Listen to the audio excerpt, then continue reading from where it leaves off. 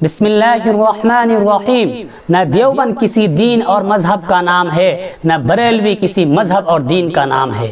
یہ تو ایک الگ الگ جگہ کا نام ہے، لیکن اس کو ایک ایسے غلط طریقے سے پیش کیا گیا کہ عوام نے اسی کو دین سمجھ لیا اور بڑے اطمینان اور سکون کے ساتھ کہتے ہیں ہم تو بریلوی ہیں، ہم دیوبندی ہیں، ہم اہل حدیث ہیں۔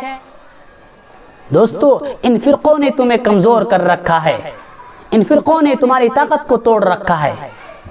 ان کی حقیقت صرف اتنی سی ہے جیسا کہ ایک پنجاب میں رہنے والے شخص کو پنجابی کہا جاتا ہے، مہاراشٹر میں رہنے والے ایک شخص کو مراٹھی کہا جاتا ہے، بہار اور بنگال میں رہنے والے شخص کو بہاری اور بنگالی کہا جاتا ہے، ایسا ہی بریلوی شریف میں رہنے والے شخص کو بریلوی کہا جاتا ہے، دیوبند میں رہنے والے شخص کو دیوبندی کہا جاتا ہے۔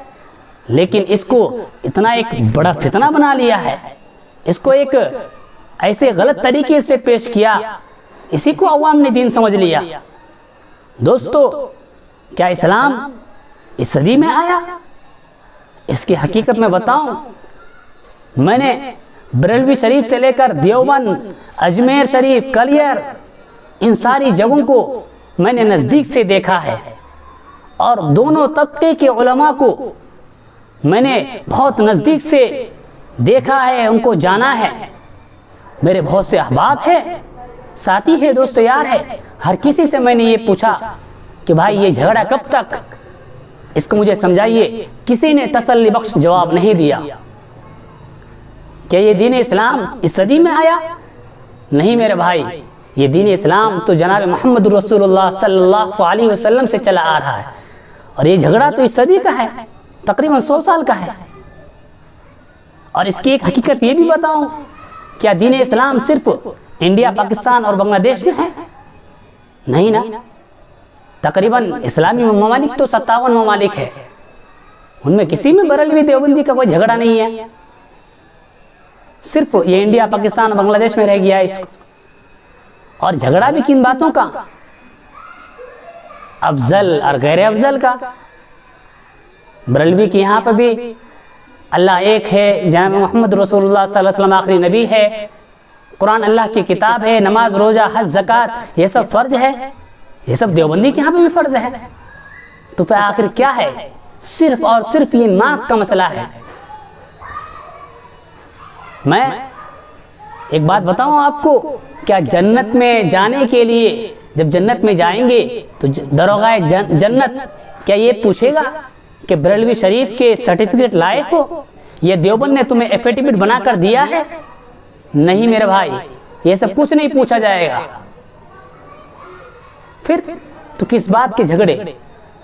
اور میں ان علماء سے، بڑے بڑے علماء سے بڑے ادب اور احترام کے ساتھ پوچھنا چاہتا ہوں کہ صدیوں گزار دیے تم نے آپ سب نے ان اختلافات میں، کیا زمینی سطح پر ان کو لاگو کیا؟ کیا زمینی سطح پر عوام اس پر چل رہے ہیں؟ نہیں، بس کام کیا ہے؟ کتابوں میں فتوے جھاڑنا، بس کتابوں میں تحریر کر دینا۔ میرے بھائی، زمینی سطح پر لاگو کیجئے اگر یہ اختلافات واقعیت اختلافات ہے تو۔ اور ان علماء سے بڑے ادب احترام کے ساتھ میں یہ پوچھنا چاہتا ہوں، میرے بھائی 100 سال سے پہلے یہ اپنے آپ کو کیا مانتے تھے؟ ان کے پردادا دیوبند تھے یا بریلوی تھے؟ کیا تھے؟ ایک ایمان والے تھے۔ تو ہم لوگ کو بھی اس بات کا اقرار کرنا ہوگا، پوچھنے کی سوال پوچھنے پر یہ بتانا ہوگا کہ ہم ایمان والے ہیں، ہم مسلمان ہیں۔ دوستو، اگر ان فرقہ واریت کو نہیں روکے تو علامہ اقبال نے شعر لکھ کر گئے ہیں کہ نہ سمجھو گے تو مٹ جاؤ گے، نہ سمجھو گے تو مٹ جاؤ گے اے مسلمانوں، تمہاری داستان تک نہ ہوگی داستانوں میں۔ دوستو، اگر آپ سب میری باتوں سے اتفاق کرتے ہیں تو کمنٹ باکس میں اپنا رائے ضرور لکھیے، اور اس ویڈیو کو ہر مسلمان تک پہنچائیے تاکہ سمجھ میں آئے کہ اصل حقیقت کیا ہے۔ دوستو، ان جھگڑوں میں پڑھ کر اپنے ایمان کو خراب مت کرو۔